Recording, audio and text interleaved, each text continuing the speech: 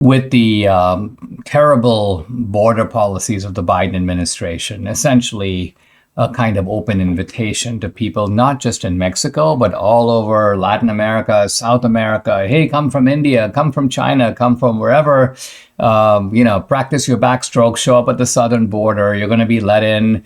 We're going to create a kind of fake system where, you're going to have a court date, come in 2026, come in 2027. This is what Biden is up to. And the federal government, regrettably, is in charge of immigration policy. But now states are trying to do what they can to push back. Texas is trying to do stuff, and Florida is doing stuff.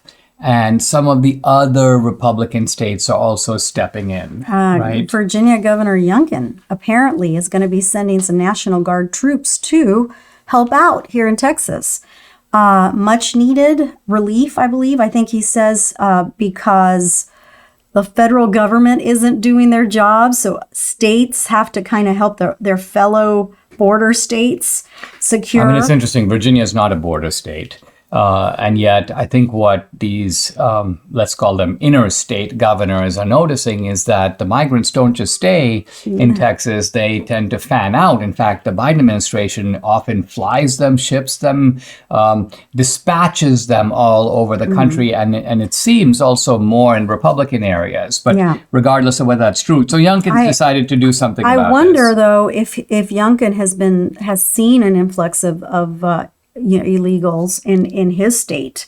And this is why it prompted him to do something about it, because he's like, hey, whoa, we're getting some here too. I think there must be a problem. And so maybe that's what happened. I don't know. There's a stereotype of a state like Virginia as basically being, hey, this is it's a mainly white state.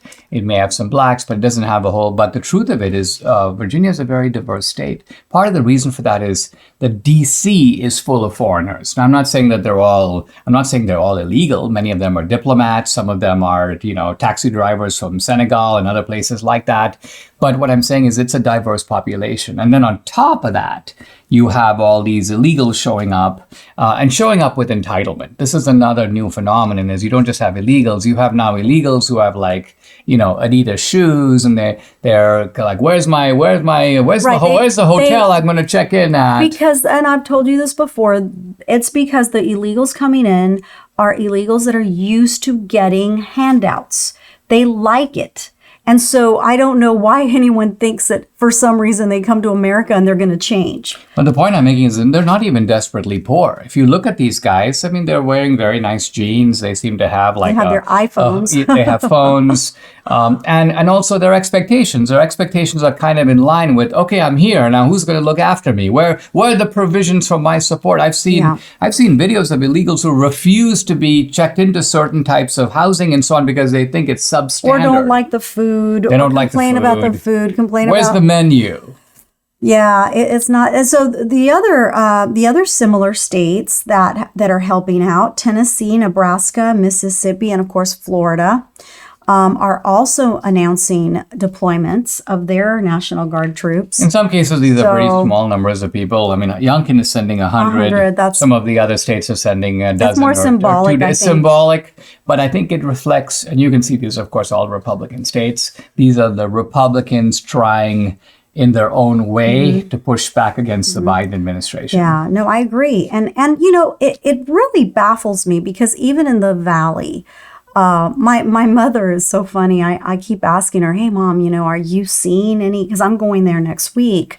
And maybe I'll drive down to the border to see what's going on down there. But I say, I ask her, hey, are you seeing a huge amount of illegals? And she's like, no, I don't think so. I think it's just the same old people. But what you have to, understand is that in the Valley, the Hispanic population is like 90%.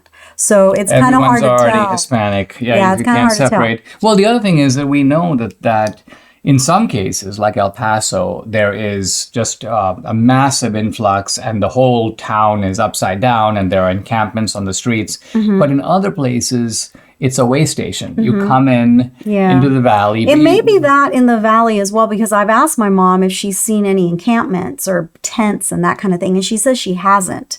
So we'll see. When I go next week, I will come back with some intel. Your mom's also in her mid-80s, and she's not exactly all that mobile, so she's not... she doesn't go out that much. So, yeah, I'll be able to see for myself what's going on in the valley, at least in the Rio Grande Valley. I know that Marjorie Taylor Greene's bill of impeachment against Biden, and again, it's not clear where that's going. She has pretty good access to Kevin McCarthy, so it may be... In fact, there's some talk that Marjorie Taylor Greene voted for this debt ceiling extension. She voted, with McCarthy, but because McCarthy has agreed to do like 7 other things in return. I get it. Okay. So again, I've just seen a report about this. I'm not confirming it to be true, but this is how you use leverage. You say, okay, well, listen, if you want me to vote for you on this one, okay, listen, I know it's going to pass. I'll vote for you on this one, but I demand that you give me these 4 things. And if one of those things is impeachments of Mayorkas, impeachments of Merrick Garland, impeachments of Matthew Graves, and impeachments of Biden, well, it may be a price worth paying.